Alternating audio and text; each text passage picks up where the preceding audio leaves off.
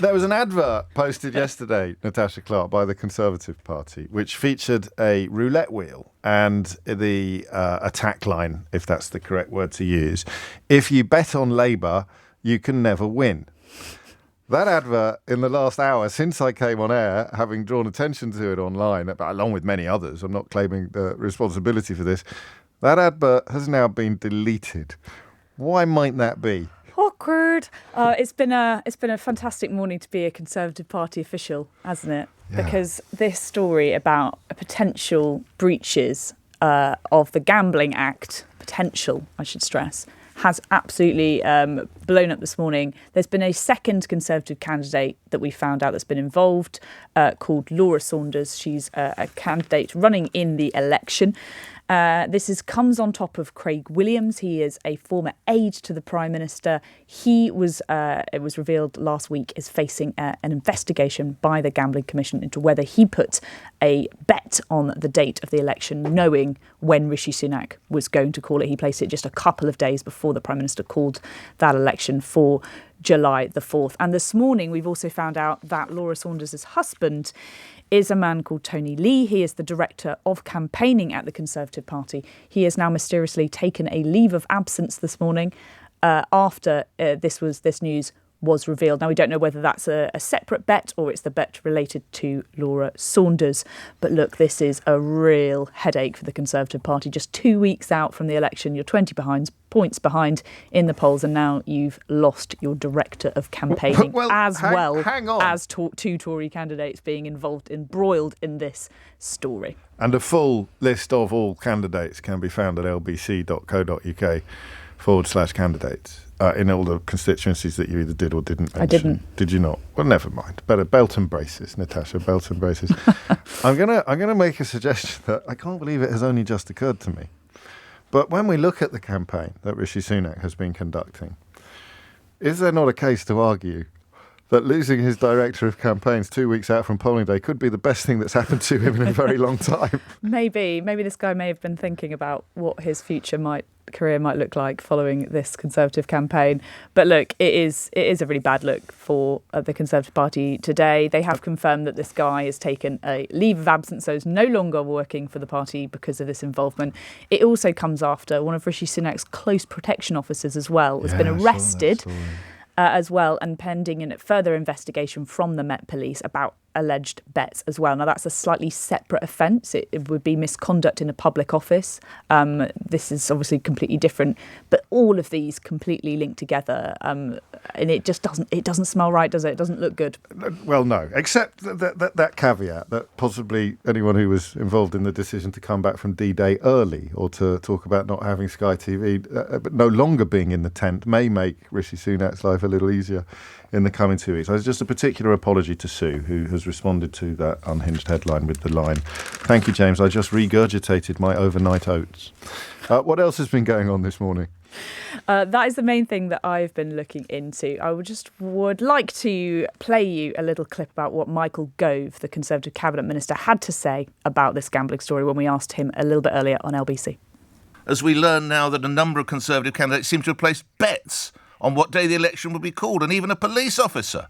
Are the Tories corrupt as well? Well, there are two individuals who are Conservative candidates, and one individual who's a police officer who are facing parallel investigations. I can't comment on the detail of the investigation, but what I can say is that it's beyond bad to use information like that to secure an advantage. But, you can't, I think...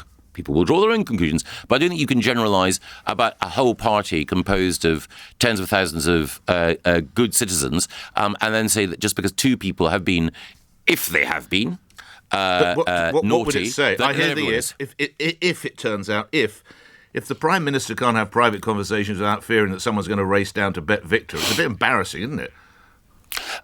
It's beyond embarrassing. It's wrong. And the other thing is, it's also, the principle here is it's not just a betrayal of trust in the Prime Minister, which is very bad. It also means that other punters are losing out because of inside information, and that means that the system isn't operating fairly. Was that Gove sniffing or Nick? Is it hay? It must be hay fever. It's all a very long way away from this, isn't it? I will work day in and day out to deliver for you. This government will have integrity, professionalism, and accountability at every level. Trust is earned, and I will earn yours. It's 11:42. You're listening to James O'Brien on LBC. On we go. Why haven't these two candidates been suspended? I've asked the Conservative Party. You are allowed, so they can't get them off the ballot box, off the ballot paper. They can't get off the ballot paper now. It's now too late for this. But the Liberal Democrats this morning calling for Rishi Sunak to suspend both of these candidates while their investigations are ongoing. Yes. Not have a response from Downing Street or from the Conservative Party about why that has not been done. Of course, like I say, they can't replace them. It's too late to do so. But there are questions being asked. But you can suspend them. I suppose it's white flag territory, is it, if you suspend them? And it's not just the Conservatives, of course, that fail to suspend candidates. A Reform UK candidate has suggested that tinned food could cause gender dysphoria. Interesting. Not heard that one before. Alongside car fumes and the pill, he wrote, "How can we say with certainty that tinned food, car emissions, radio waves, food additives, mercury fillings, or any other..." I thought that said marmalade then, but it says man-made. Marmalade It could dropper. easily have A said marmalade it could have said marmalade.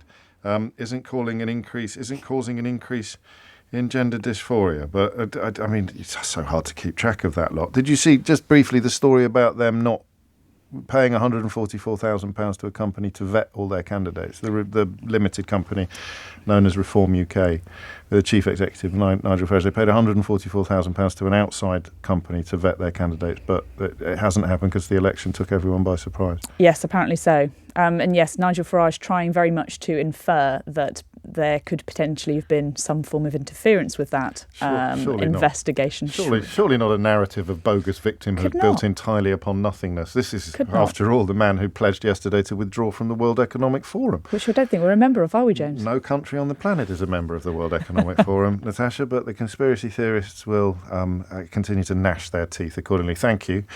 I can't rule out the possibility you'll be back before 1 o'clock. I can't either. Yeah, well, I mean, what could happen now? So when we were talking earlier about the attack on Stonehenge yesterday, the best contribution that I came across was a quote from an American tax expert who's got quite a big following on Twitter. And he said, people may differ on optimal protest tactics, but I think a good rule of thumb is that you should behave in a manner that is clearly distinguishable from the way that paid plants from your adversaries would act in an effort to discredit you.